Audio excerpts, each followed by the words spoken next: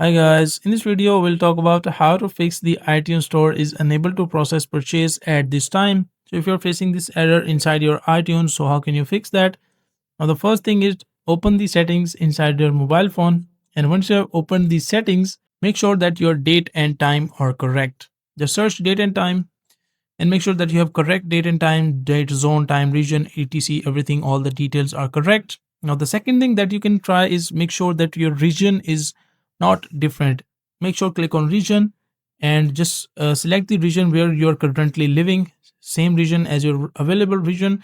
And once you set the region as well, you can try that. And once you set those regions and time, the next thing that you can try is go back inside the settings and make sure that you choose the correct Wi-Fi or the correct internet. If the current Wi-Fi is slow, make sure to restart or you restart your internet, switch between data and Wi-Fi, or change your Wi-Fi network.